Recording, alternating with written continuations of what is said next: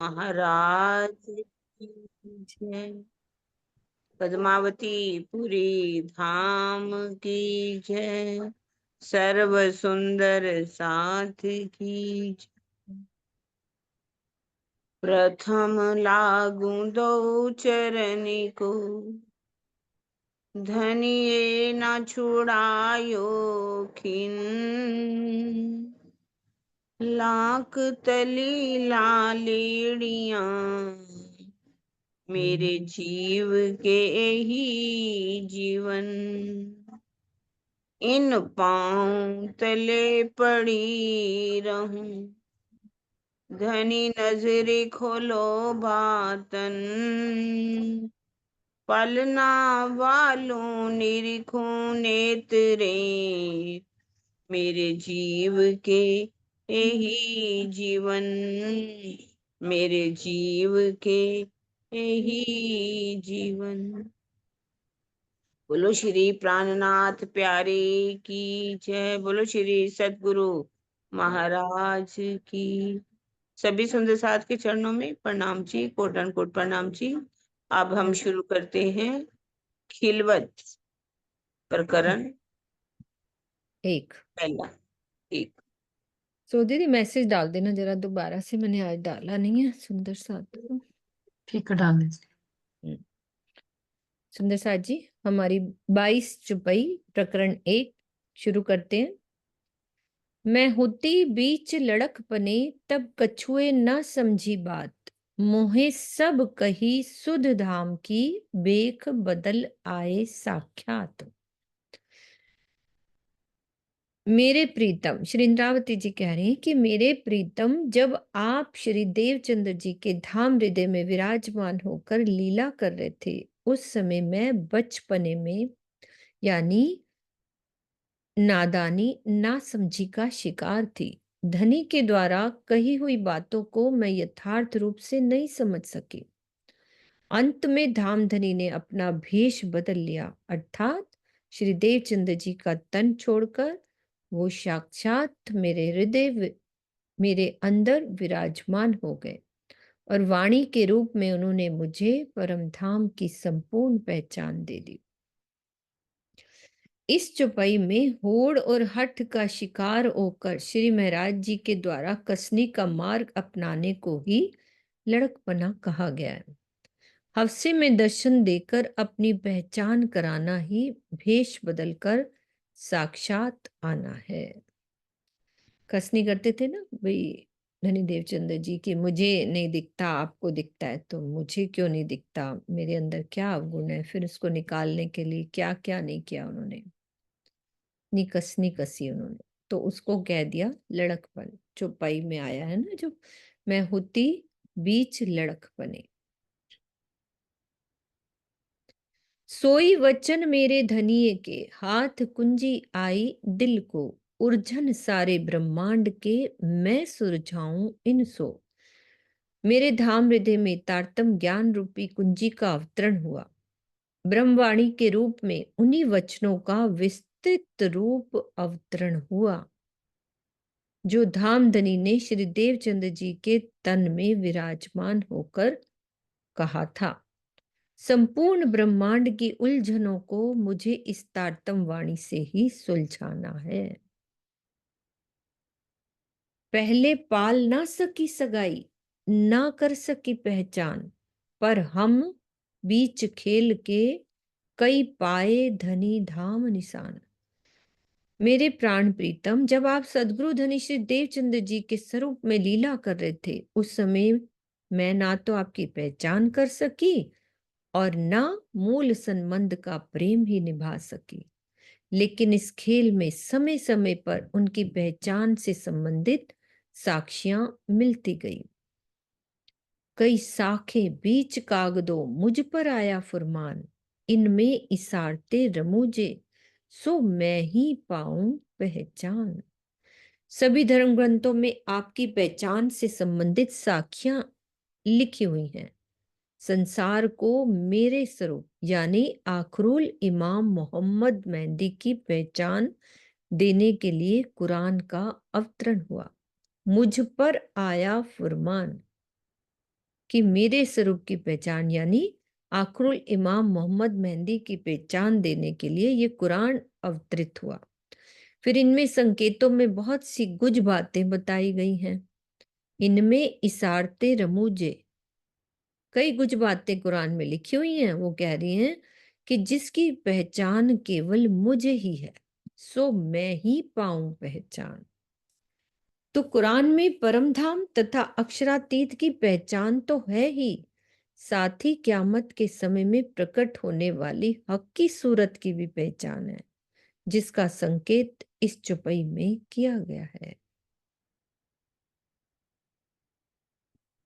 मेरे धनी की सारते कोई और न सके खोल, सो भी आत्म ने यूं जानिया, ए जो श्यामा जी कहे थे बोल।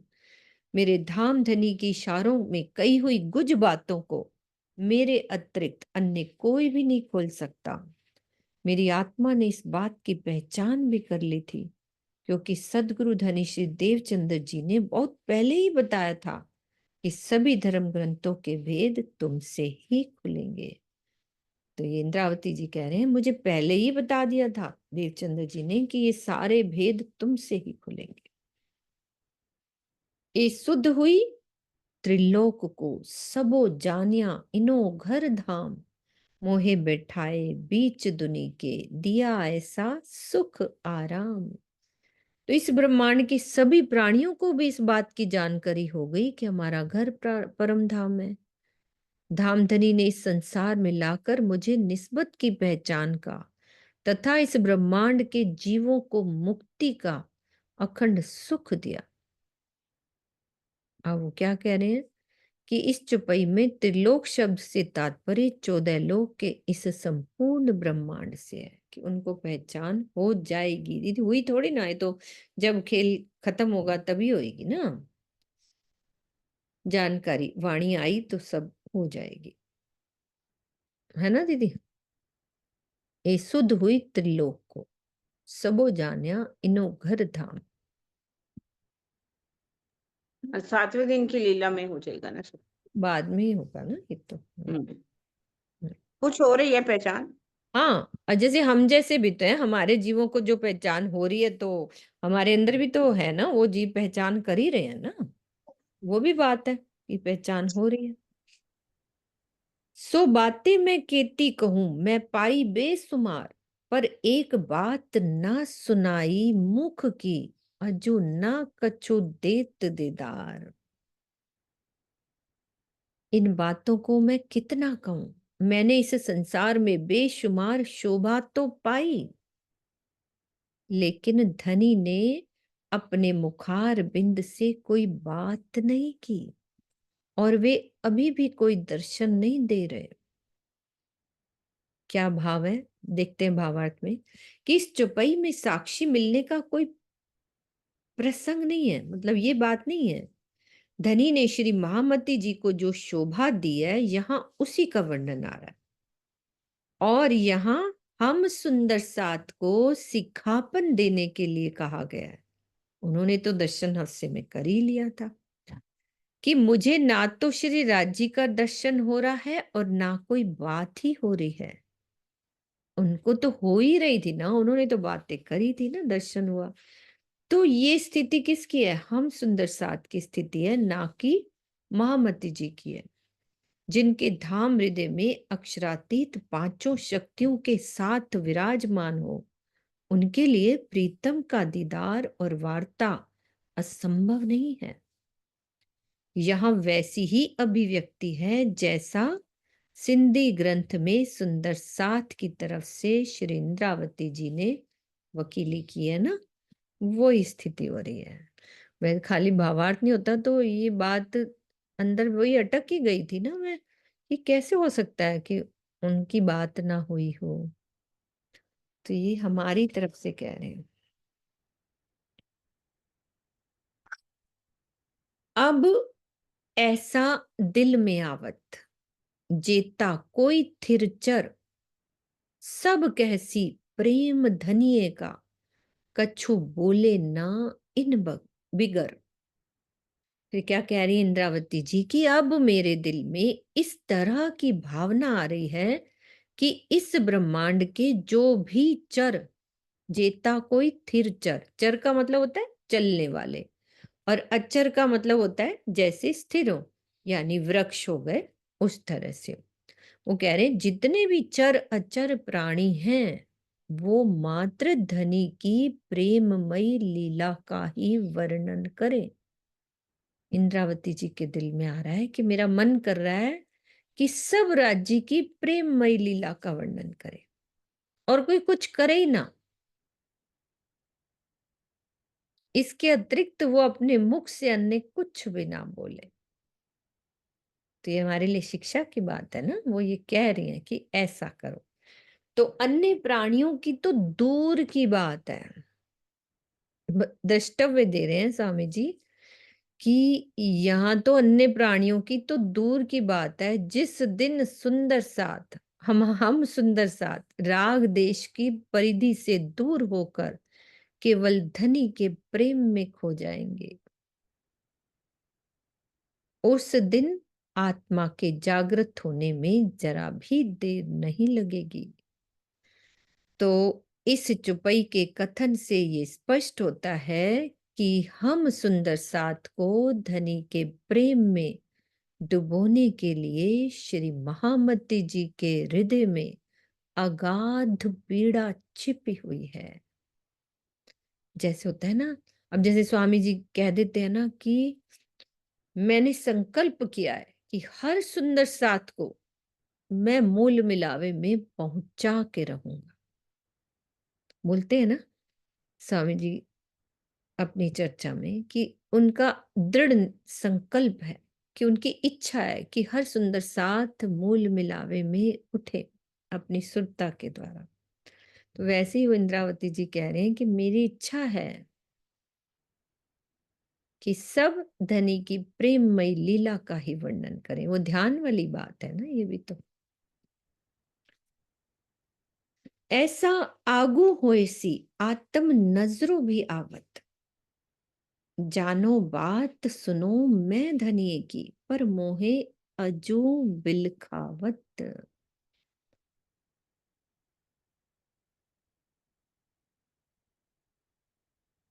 क्या कह रहे हैं, मेरी आत्मा भी इस बात को स्पष्ट रूप से देख रही है कि भविष्य में ऐसा अवश्य होगा जब सभी लोग यानी सुंदर साथ प्रीतम अक्षरातीत के प्रेम की ही चर्चा करेंगे। मेरे मन में भी ये इच्छा होती है कि मैं आपकी प्रेममयी बातों को जानूं। समझ में आ रही सरोज दीदी क्या कह रहे हैं? कितनी प्यारी बात है। इंद्रावती जी कह रही हैं कि मेरे मन में भी ये इच्छा हो रही है कि मैं सुंदर साथ की प्रेममयी बातों को जानूं तथा उन्हें सुना करूं। जो हम प्रेममयी बातें करते हैं तो उनकी इच्छा हो रही है कि मैं वो बातें सुनूं, लेकिन आज भी आप मुझे इसके लिए रुला रहे हैं। इंद्रावती जी कह रहे हैं कि मैं बिलख रही हूं कि सुंदर साथ वो प्रेम वाली बातें ही नहीं कर रहा। यहाँ राज्य की बात कर रहे हैं, मैं आपकी प्रेमी बातों को जानूं। ये देखो, हाँ था आप, वो कह रही है मेरी आत्मा भी स्पष्ट रूप से नहीं, कि ये वो भी आगे। बात सही है, ये भी जानो बात सुनो मैं धनी की, हम्म। धनी की बातें मैं सुनूं, उनसे बातें करूं। पर आप मुझे अभी बिलखा रहे हो, आप मुझसे बातें नहीं कर रहे। हाँ ये भी ठीक है, बात नहीं ठीक नहीं, है। जहाँ धनी के ऊपर सुंदर साथ की बात थी, यहाँ पर धनी की बात। धनी की बात है, बिल्कुल ठीक है दीदी। हम्म। जी हाँ, दिल में ये बात आई ना कि सभी लोग प्रीतम के प्रेम के ही चर्चा हाँ, करेंगे। वो भी ये कर रहे दिल हैं, दोनों बातें कही हैं। ना, तो हम्म। हाँ वैसे ही दिल में भाव सा आ गया कि उनकी भी तो हाँ हाँ इच्छा हो हाँ। रही है कि हम तड़पे राज्य के लिए, हम्म। जैसे ऊपर वाली चुपई में आया दीदी कि उनका हाँ, मन मैं कर समझ रहा है गई, हाँ मैं देख कि रही हूँ, हाँ जी। सुंदर साथ के प्रेम में हम डूबे और फिर राज्य हम्म। में देखें कि ये कर क्या रही हैं। हम्म। कि उनके दिल में ये अगाध पीड़ा है ना, धनी के भी प्रेम में डूब जाएं सुंदर साथ। वो बात ठीक है, आपकी भी अच्छी लगी ये वाली बात कि ठीक है कि पर मोहे अजू बिलखावत, कि आप मुझे इसके लिए रुला रहे हो।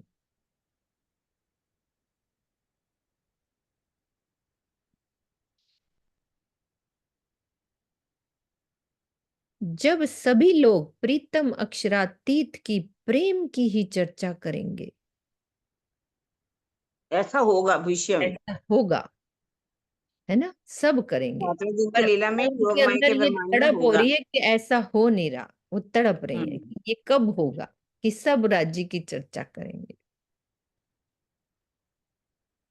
हाँ, आगे इसका भावार्थ भी पढ़ते हैं दीदी, कि योग माया के ब्रह्मांड में ही ऐसी स्थिति आएगी कि जब चर अचर सभी प्राणी अक्षरातीत के प्रेम की लीला का वर्णन करेंगे।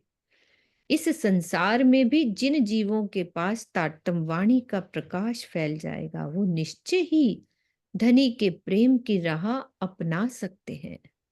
तो श्री इंद्रावती जी की यही वेदना है कि संसारी जीव तो आपके प्रेम की बातें कर रहे हैं और मैं अर्धांगिनी होकर भी आपसे साक्षात बातें नहीं कर पा रही हूं। तो ये असहनीय स्थिति है, ये व्यथा आगे की चौपाइयों में भी प्रकट हो रही है।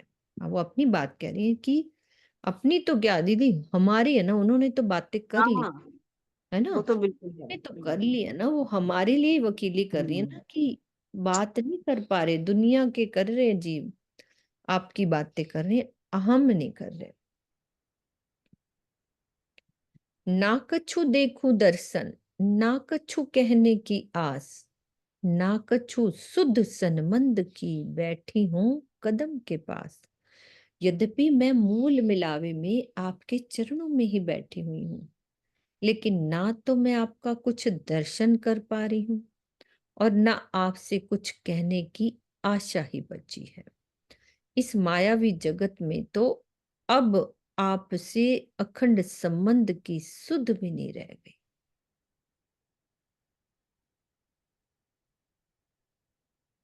धनी एती भी आशा ना रही, जो करूं तुमसे तुमसो बात, ना बात तुम्हारी सुन सकूं, ना देखूं तुम्हें साक्षात। मेरे प्राण प्रीतम, अब तो मुझे इस बात की कोई आशा ही नहीं रह गई कि मैं आपसे बातें भी कर सकूंगी। इस समय ना तो मैं आपकी बात सुन पा रही हूं, ना आपको साक्षात देख ही पा रही हूं। क्यों नहीं देख पा रही?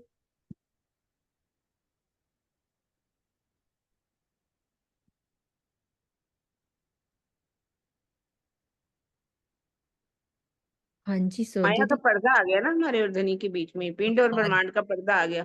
जी, हाँ जी, हमारी सुरता खामोशी तो जटा। संसार में आ गई, कहाँ हाँ, से? खामोशी अब का कैसे? पर्दा जो है हमारे ऊपर, तो कैसे बात करें। हाँ, क्योंकि महामती जी ने तो बातें कर ली, उन्होंने तो उन्होंने तो कर ली, दर्शन सारी दिया। कर ली उन्होंने तो। ये सब तो हमारे लिए है।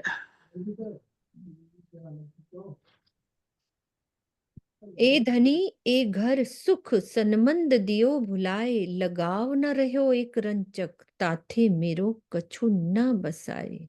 हे धनी, माया ने मुझसे आपको परमधाम के अखंड सुखों को तथा मूल संबंध को भी भुलवा दिया है। अब तो मेरे हृदय में आपके लिए थोड़ा सा भी लगाव नहीं रह गया है। इसीलिए अब मेरा इस माया पर कुछ भी बस नहीं चल पा रहा है। अब क्लियर करते हैं इस प्रकरण की चौपाई 31 और 32। ठीक है, ये दोनों ऊपर वाली का क्या भाव है?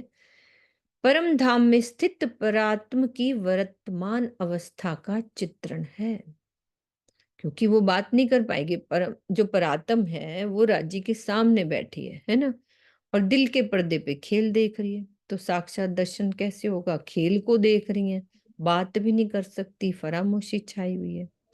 किंतु कह जो रही, आज सवेरे पढ़ा था हमने, हाँ, आज सवेरे यही तो पढ़ा था हमने। हम्म, हाँ जी दीदी। किंतु 33 चौपाई जो ये वाली चौपाई है और 34 और 35 में इस खेल में सुंदर साथ की वर्तमान स्थिति का वर्णन है, जिसे श्री इंद्रावती जी स्वयं के ऊपर लेकर कह रही है ना। अब ये भुलवा दिया, ये तो हमारी स्थिति है ना, उनके लिए थोड़ी ना है। हमारा लगाव नहीं है, हम कहते लगाव है, लगाव होता तो हमारी स्थिति अलग होती ना। तो ये यहाँ वाली स्थिति का वर्णन है। कहा करूं किन सो कहूं,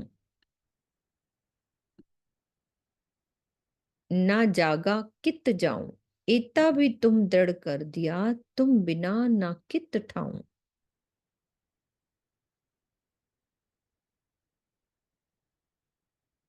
मैं अब क्या करूं, अपने हृदय की व्यथा किससे कहूं। मैं ऐसी कोई जगह भी नहीं देखती जहां जाकर शांति प्राप्त कर सकूं। आपने मेरे मन में इस बात की भी दृढ़ता कर दी कि आपके बिना कोई दूसरा ठिकाना ही नहीं है। तो इस चुपई में भी इस खेल में जो हमारी स्थिति हो रही है उसका वर्णन है। नाक छुएता बल दिया, जो लगी रहूं पियो चरण, पर ए सब हाथ खसम के, और पुकारूं आगे किन। आपने मुझे इतना आत्मिक बल भी नहीं दिया कि मैं हमेशा आपके चरणों में लगी रहूं।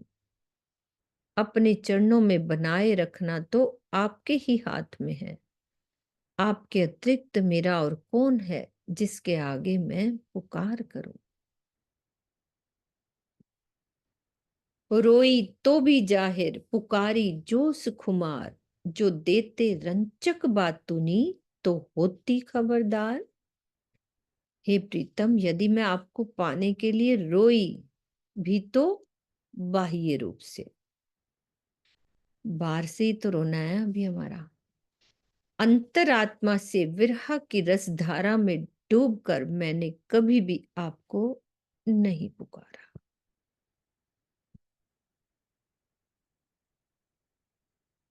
आपको पुकार भी लगाई तो माया की खुमारी के जोश में।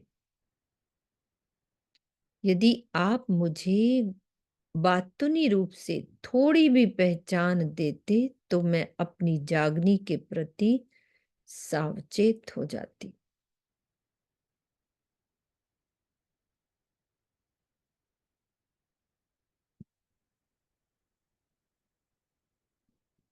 अब कहना तो भी तुमको ठौर, तो भी तुम अंगना, तो भी धनी की, तुम हो धनी खसम। अब यदि मैं कुछ कहूंगी भी तो केवल आपसे ही। मेरी आत्मा का मूल ठिकाना भी आपके चरणों में ही है। एकमात्र आप ही मेरे प्रीतम हैं और मैं आपकी अंगना हूं। आशा उम्मीद धनी की, बल बुद्ध ठौर धनी, पिंड न रहो ब्रह्मांड, तुम ही में रही करनी। मेरे प्राण वल्लभ, मेरी आशा तो केवल आप पर ही केंद्रित है। आत्मिक बल और जागृत बुद्धि भी आपके ही चरणों के आधार में स्थित है। मेरी संपूर्ण करनी तो आपको ही पाने का लक्ष्य लेकर है। अब इस शरीर और संसार में मेरी कोई भी आसक्ति नहीं है।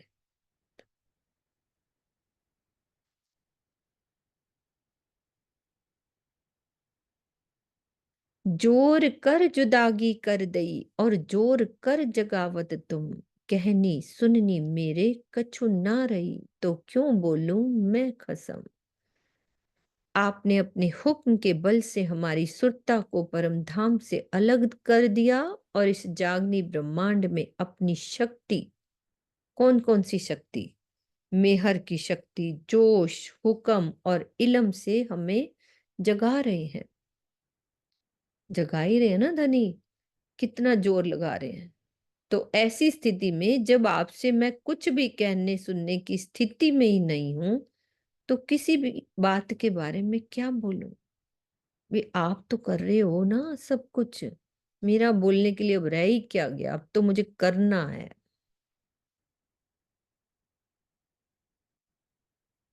ऐसे कायम सुख के जो धनी, किन विद दई भुलाए, इन दुख में दिखावत ए सुख हृदय तुम ही चढ़ाए। ये धाम धनी, आप परम धाम के अखंड सुखों के स्वामी हो, फिर भी कितने आश्चर्य की बात है कि हमने इस माया में आपको बुला ही दिया।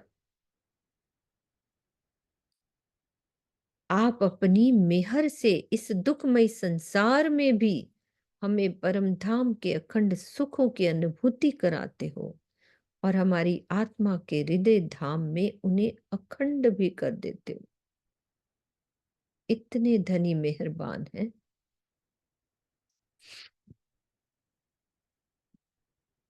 ऐसे सुख अलेखे अखंड भुलाए दिए माहे खिन, सुख देखत उन थे अधिक, पर आवे अज्ञाए अंतस्करण। परम धाम के सुख शब्दातीत हैं और अखंड हैं, और इस माया में आकर हमने एक क्षण में ही उनको भुला दिया। जागृत हो जाने के बाद तो हमारे हृदय में परम धाम के सुखों से भी अधिक सुखों की अनुभूति हो रही है, किंतु ये अनुभूति आपके आदेश के बिना कदापि संभव नहीं है। सुख देखत उन थे अधिक, क्या भाव है कि इस चुपई में संशय पैदा होता है कि इस नश्वर और दुखमय जगतमय में परम धाम से भी अधिक सुख की अनुभूति कैसे हो सकती है? कैसे होएगी बताओ? सुख देखत उन थे अधिक, भाई परम धाम से ज्यादा सुख कैसे आ जाएंगे यहाँ? तो उसका आंसर दे रहे हैं कि जब तक हमारी आत्मा माया के अंधकार में भटक रही होती है, तब तक हमें दुख की अनुभूति होती रहती है। लेकिन यदि हमने विरहा और प्रेम में डूबकर ध्यान द्वारा सुख के निधान युगल स्वरूप को ही अपने हृदय में बसा लिया, तो हमारा हृदय भी धाम बन जाता है। तो ऐसी स्थिति में हमें परम धाम के सुखों की अनुभूति इस संसार में ही होने लगती है। यहाँ हम धनी के दिल में डूबकर उनके सागरों के सुख की भी लज्जत ले सकते हैं, जो हम वहां नहीं ले रहे थे। पढ़ा था ना चरना दीदी सुबह कि दिल में डूबने का अवसर यहीं पे ही है, जो परम धाम में संभव ही नहीं है। हाँ जी सरना दीदी, आप बोल रहे हो तो बोलो।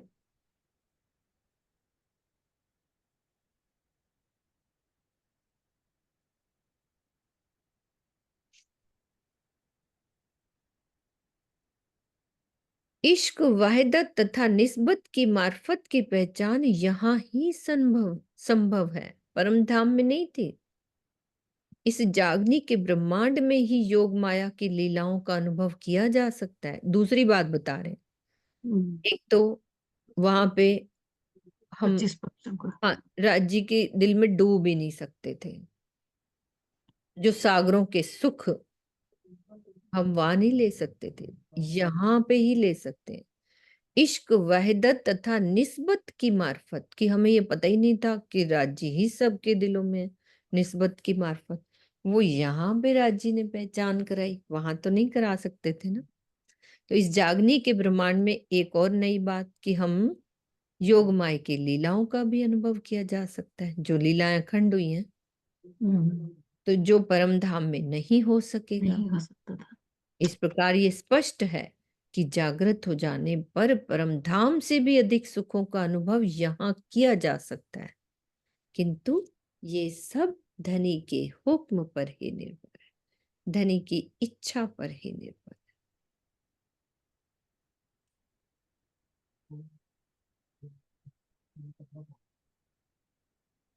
खेल किया हुक्म सो हम आए हुक्म, हुक्म दर्शन दिखावही कछु ना बिना हुक्म खसम।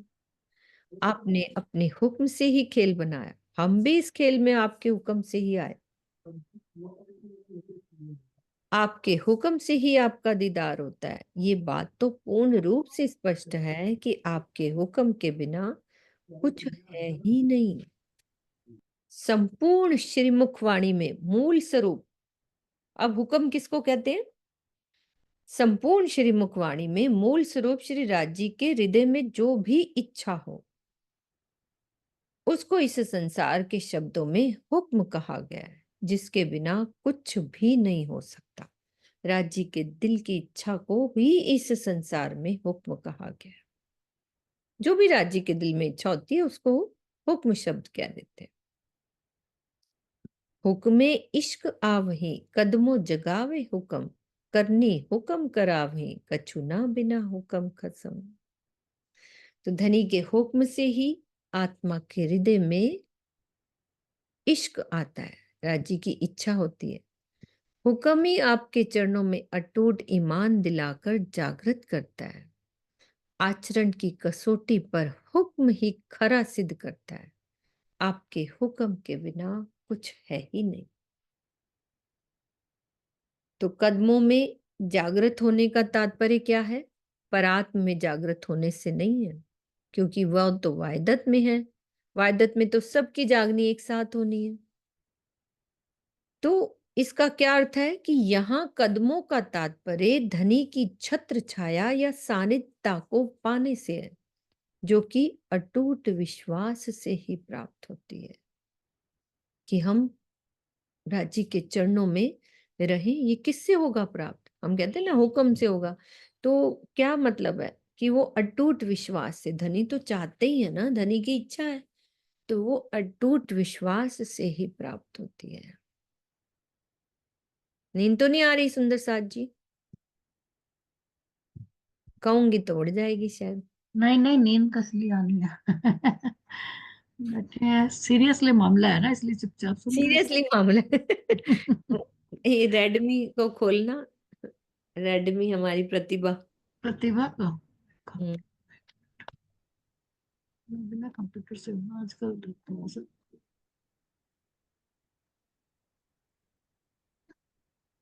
रेडमी सुंदर साथ जी प्रतिभा को खोल दो। ना खो। क्या कह रहे हो प्रतिभा? आपका रेडमी ये रहा, चलो खोल देते हैं। पता नहीं 9 प्रो है कि क्या है। चलो दोबारा एनरेस कर लेना नहीं तो प्रतिभा।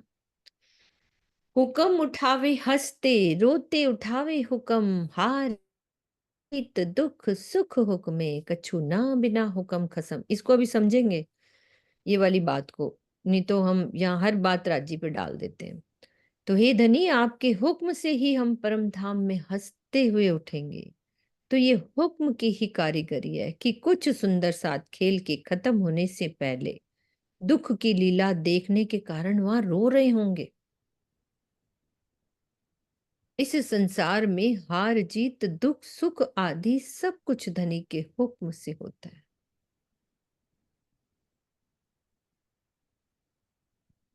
क्या भाव है इसका?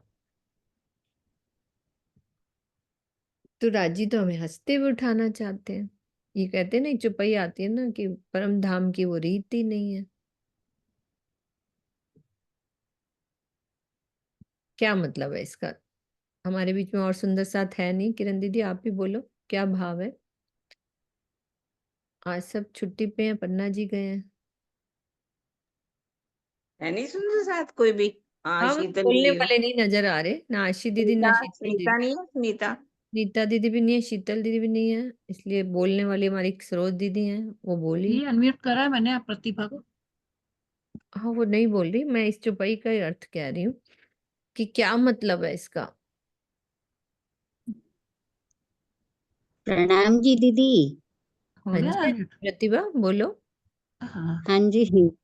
हम, दीदी ऐसा है, ये जो सारा कुछ वर्णन कर रहे हैं ना, जो हम पढ़ रहे हैं इस समय, कल मैं एक वीडियो सुन रही थी स्वामी जी की, तो वो कह रहे थे कि ये जो सारा कुछ वो बता रहे हैं कि मैं कुछ नहीं हूँ, यानी ये सारा खेल जो राजी का है और राजी के दिल से ही हो रहा है।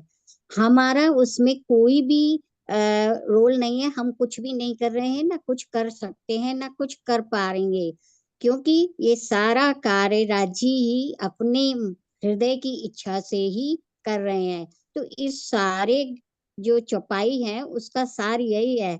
वो कह रहे हैं कि सुंदर सा हे मेरी अंगनाओं, तुम ये मत समझना कि जो कुछ भी यहाँ हो रहा है, या जो कुछ भी तुम कर रहे हो, या जो कुछ भी यहाँ घटित हो रहा है, किसी हर सुंदर साथ के जीवन में जो जो इस समय घटित हो रहा है, या घटित हुआ है, या घटित होगा, वो सब कुछ मेरी ही इच्छा से ही हो रहा है। मेरे हृदय की जो अंदर उन्होंने इसको प्री प्लान किया हुआ है, उसी के अनुसार हो रहा है। जो सुंदर साथ, जिस सुंदर साथ के जो भाव हैं, उन्हीं के अनुकूल, उन्हीं के अनुसार ये सारा कुछ घटित हो रहा है। तो वो कह रहे हैं सुंदर साथ जी की जो ये जो कुछ सुंदर साथ रोते हुए भी उठेंगे, ये भी उन्हीं के हृदय की इच्छा से ही होगा। जो सुंदर साथ जागृत होकर के सवा शेर सूत काट लेंगे, वो भी मेरी इच्छा से होगा। कहने का तात्पर्य है जो कुछ भी है श्री राजी ही हैं। श्री राजी को छोड़कर और कुछ है ही नहीं, हमारा कोई अस्तित्व ही नहीं है। ना मैं पहली थी, ना बीच में थी, ना आखिर में हूँ। यानी नाम एक चौपाई भी है ना, नामद में अव्वल बीच आखिर। तो वो कह रहे हैं कि मैं कुछ हूं ही नहीं, तुम हो ही नहीं, जो कुछ हूँ मैं हूँ। यानी श्री राजी स्वयं कह रहे हैं कि मेरे अतिरिक्त और कुछ है ही नहीं, मुझे छोड़कर कोई और किसी भी उसकी जो है, आप क्यों सोच रहे हो कि ये मैं हूँ, कि ये मैं हूँ। यानी मैं आत्म हूँ, या जो है सखियां हूँ, या जो है मतलब श्यामा जी हैं, जो जो कह रहे हैं कि परम धाम का एक एक कण सब मेरा ही स्वरूप है। जो मेरा स्वरूप, मेरा सौंदर्य, मेरा श्रृंगार है, जो कुछ भी है, सब कुछ मेरा ही स्वरूप है। वो सब मैं, उन सब उसमें मैं ही समाया हुआ हूँ। मैं ही उन स्वरूपों के माध्यम से जो है ये सब कुछ कर रहा हूँ, करा रहा हूँ, और क्या करवाया है उन्होंने।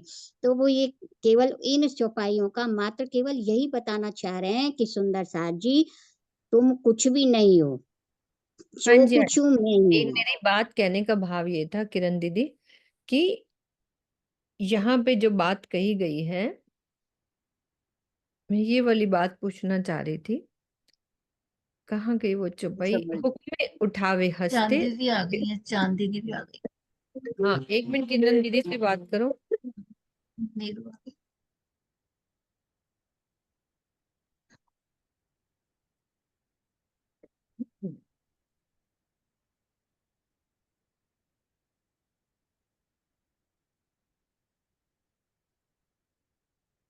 दीदी आप खोलो तो तब तक। हाँ जी, हाँ जी, हाँ आप करो, बात हाँ कर जी रही है। किरण दीदी, आवाज नहीं हाँ आ जी, हाँ रही? जी, आनी चाहिए। आ गई, अब आ गई। हाँ। अब इस चौपाई में मतलब हंसते भी राजी कह रहे मेरा हुक्म उठाएगा, रोते हुए भी मेरा हुक्म उठाएगा, दुख है या सुख है सब हुक्म से ही हो रहा है ना। तो अब देखिए हंसते उठना ये राजी का हुक्म है, इसको भी हुक्म कह दिया। अब हमें इसमें हुक्म को भी समझना पड़ेगा, है ना, क्योंकि राज्य की इच्छा ही इस माया के ब्रह्मांड में उन्होंने कहा कि हुक्म है।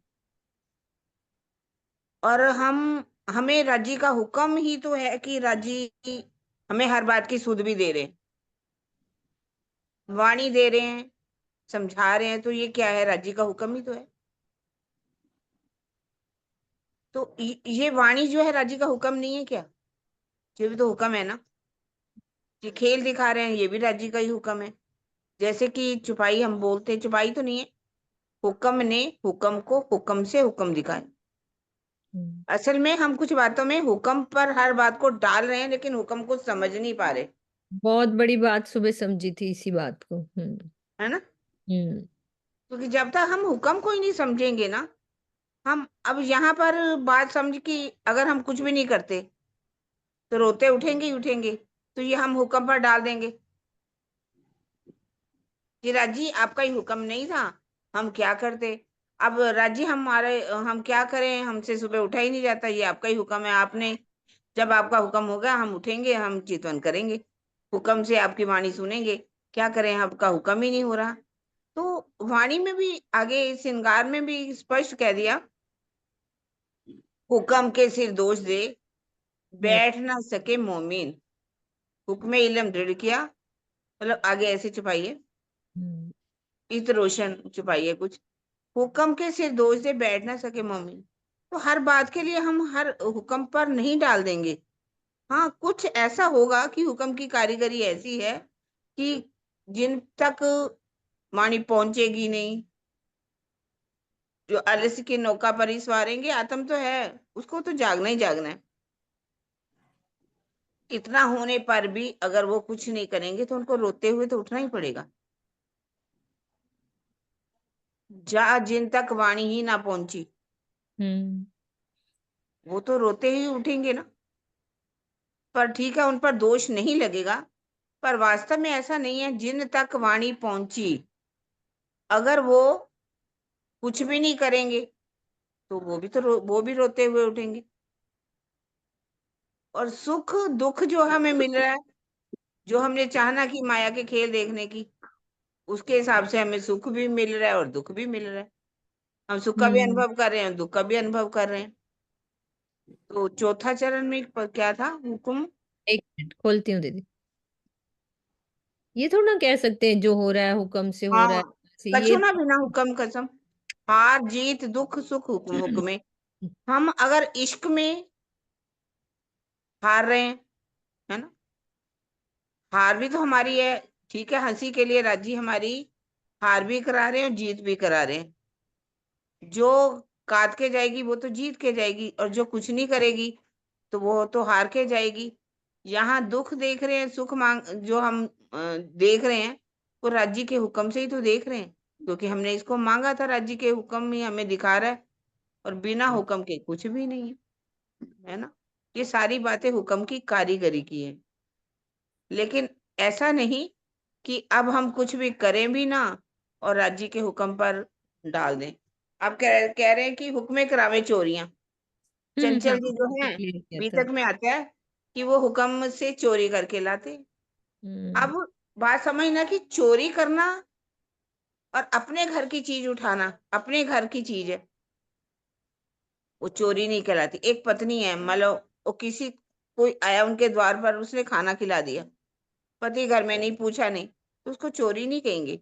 चंचल जी अगर उठा करके, उनके जो पूरा कार्य वो करते थे, दुकान वो संभालते थे, लेकिन जो उनके माता पिता थे, जब बड़े भाई थे, वो नहीं चाहते थे कि ये यहाँ से कुछ भी सामान अपने सदगुरु के चरणों में जा, जिसकी इनको पहचान होगी उनके चरणों में जा करके रखे। जब वो नहीं देते थे तो फिर आंख बचा करके कुछ ना कुछ वो लेकर के आते थे। तो उसको भी तो कह देना हुक्म में करावे चोरियां। पर ऐसा नहीं था कि उसको चोरी नहीं कहा जा सकता। हमें सब सारी बड़ी बात है कि हुक्म को समझना पड़ेगा, हुक्म वास्तव में क्या है। तो ये राज्य का हुक्म है कि राज्य की वाणी तो हमें कह रही है ना, चोरी भी नहीं करनी हमें।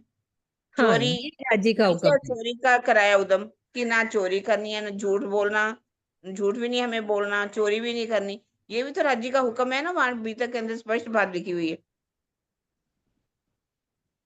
तो जो वाणी कह रही है राज्य का, वो भी हुक्म है, हमें उस हुक्म को समझते हुए चलना है। राज्य का खेल देखने के लिए आए हैं, हमें राज्य का दुख भी देखना है, हमें सुख भी देखना है। हमें दुख में दुखी नहीं होना और सुख में सुखी भी नहीं होना। एक सामंजस्य बना करके रखना है कि हमें दृष्टा बनना है। जो राज्य हमें दिखा रहे हैं हम देखते चलते जा रहे हैं, बिना हुक्म राज्य कुछ है ही नहीं। अगर दुख दिखा रहे हैं तो भी ठीक है, सुख दिखा रहे तो नहीं, तो आगे का प्रकरण कह ही देंगे, जो जानो त्यो रखो धनी तुम्हारी मैं। आगे हाँ। के तो हमारा समर्पण होना चाहिए ना उसमें। पर ऐसा नहीं कि राज्य वाणी में कह रहे कि हमें चितवन करनी है तो करनी है, वाणी मंथन करना है तो करना है, ज़हूर करना है तो करना है। तो उसमें अगर हम नहीं करते तो ये हुक्म राज्य पर के नहीं डाल मतलब सकते, पर नहीं डाल सकते कि ये राज्य का ही हुक्म है कि हमें नहीं करना, ऐसा नहीं करना। हम्म, हुक्म को समझना है हमने। बिल्कुल। चांद दीदी, आप कुछ कह रहे थे? प्रणाम जी, प्रणाम जी। मुझे तो सुबह वाली जो अपने हाँ चर्चा की थी वो याद आ रही है। हाँ, हुक्म सुना। वाली बात जो राजी ने कही थी ना, सुबह अपन ने पढ़ी थी जो किताब में। प्रतिभा, तो तुम तो सुबह आती हो। हम्म, पहले ना हम दुख सुख को समझें, ये दुख सुख हमें आता क्यों है? क्योंकि दुख सुख राजी नहीं देते, वो माया देती है। हाँ। हम ये खेल देखने के लिए आए हैं, ये तो सब जानते ही हैं। अब हम इस खेल के साथ जब चिपक जाते हैं कि भाई ये मेरा शरीर, ये मेरे बच्चे, ये मेरा परिवार, अब इस परिवार से कष्ट आते हैं तो हम त्राही त्राही करते हैं। तो दुख हमें माया देती है, राज्य तो दुख दिखाने लाए हैं, वो ये नहीं कहते तुम इसका हिस्सा बन जाओ। जब हम इसका हिस्सा बनते हैं तो हमें कष्ट होते हैं। अब ये हमारे ऊपर है कि हम या तो राजा राम झांझन बाई बन जाएं या लालदास जी बन जाएं। लालदास जी बनेंगे तो मतलब शुरू में तो लालदास जी के इतने सारे जहाज थे, नहीं जा रहे थे ना राज्य के पास छोड़ करके, तो उन्होंने क्या किया, सारे डुबो दिए। अब सब खत्म हो गए। अब हम होते अगर लालदास जी की जगह तो हम क्या करते, रोते पीटते, हार्ट अटैक हो जाता, ये वो कितनी। लेकिन उन्होंने उसमें भी राज्य की हुक्म समझा कि यही राज्य का हुक्म है, और हुक्म समझा उन्होंने, तो वो महामती बन गए, सब कुछ छोड़ करके चल दिए उनके पास। और राजा राम झांझन भाई जिन्होंने शुरू में ही सब कुछ छोड़ दिया, राजी हमारा तो कुछ है ही नहीं, ये लो चाबियां, हमें तो कुछ करना ही नहीं है। तो राजी ने क्या कहा, अब तक अपने लिए कर रहे थे, अब मेरे लिए करो। और जब उन्होंने उनके लिए करना शुरू किया तो जहां एक दो दुकानें थी वो 50 दुकानें भी हो गई।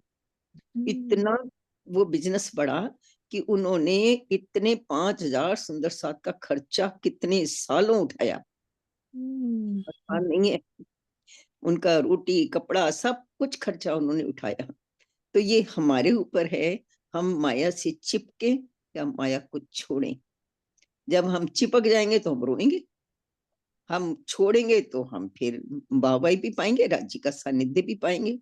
और हुक्म की बात जो सुबह आई थी ना, स्वामी जी ने बताया बड़ा सुंदर। कहते हैं जब मन खुद का नहीं होता ना, तो तो हुक्म कहो है। ना बरसावा आना है तो हुक्म ही नहीं हुआ। स्वामी जी उठना तो चाहते हैं, हुक्म ही नहीं हुआ। आना तो चाहते हैं लेकिन हमारा हुक्म ही नहीं है। और जहां अपने मतलब की बात होती है, नहीं ये तो करना ही पड़ेगा, क्या करें, वहां हुक्म की बात नहीं करते कि हुक्म है हम नहीं जाए। तो ये हुक्म की बात है। तो हुक्म ही हमें माया से छुड़वाता भी है, यदि हम छोड़े तो। और हम छोड़े ही नहीं तो फिर राज्य के सिर पे दोष दे करके तो नहीं कर सकते ना। वो तो खेल दिखाने ही लाए हैं, खेल तो दिखाएंगे इसी। अब हमारे ऊपर है, हम खेल को देखें या खेल का हिस्सा बने। हिस्सा बनेंगे तो रोएंगे, वो देखेंगे तो हंसते हुए उठेंगे, अपने घर जाना है, ये तो देखने ही आए हैं हम। बिल्कुल। बहुत अच्छी सुबह स्वामी जी ने सिंधी में क्लियर किया। बहुत सुंदर क्लियर किया था उन्होंने। बहुत ही सिंधी में बड़ा प्रश्न। कहा थे कयामत नामा पे है अपन, मार्फत ये जो छोड़कर हम, हाँ, सिंधी में कयामत क्लियर नामा। किया ना हुक्म की जो प्रकरण थी। सिंधी में क्लियर किया। हम्म, ठीक है सुंदर साथ जी।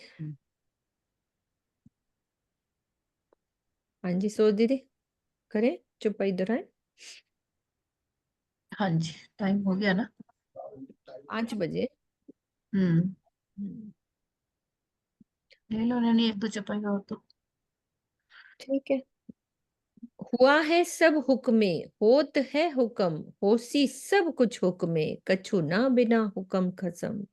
हे धनी, अब तक जो कुछ भी हुआ वो सब आपके हुक्म से हुआ। वर्तमान समय में जो कुछ हो रहा है वो भी आपके हुक्म से हो रहा है। भविष्य में जो कुछ होगा वो आपके हुक्म से भी होगा। इस संसार में आपके हुक्म के अतिरिक्त अन्य कुछ भी नहीं है। अब ज्यों जानो त्यों करो, कछु रहा न हम पना हम। इन झूठी जिमी में बैठ के कहा कहूँ तुम्हें कसम। मेरे प्रीतम, अब तो मेरे अंदर किसी भी प्रकार का अहमपना नहीं है। अब आपको जो भी अच्छा लगे वही कीजिए। इस नश्वर संसार में मैं आपसे क्या कहूं।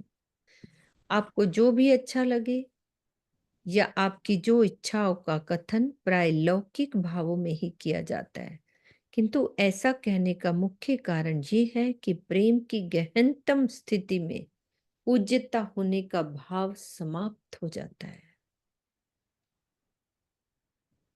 ये भी दृढ़ तुम कर दिया, सब कुछ हाथ हुकम, कछु मेरा मुझ में ना रहा, ताथे कहा कहूं कसम।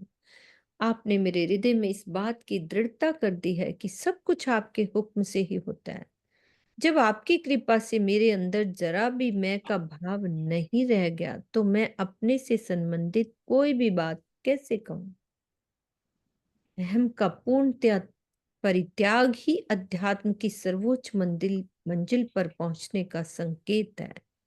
इस स्थिति में आने के बाद किसी भी प्रकार का गिला शिकवा नहीं रह जाता, सब धनी पे समर्पित हो जाता है। ठीक है, यही चौपाई दोहराते हैं। ए भी तुम दृढ़ कर दिया, सब कुछ हाथ हुकाम, कछु मेरा मुझ में ना रया, ताथे कहा कहूँ खसम, ताथे कहा कहूँ खसम। बोलो श्री प्राणनाथ प्यारे प्यारे की जय। सद्गुरु महाराज श्री जय। जय। धाम की जय।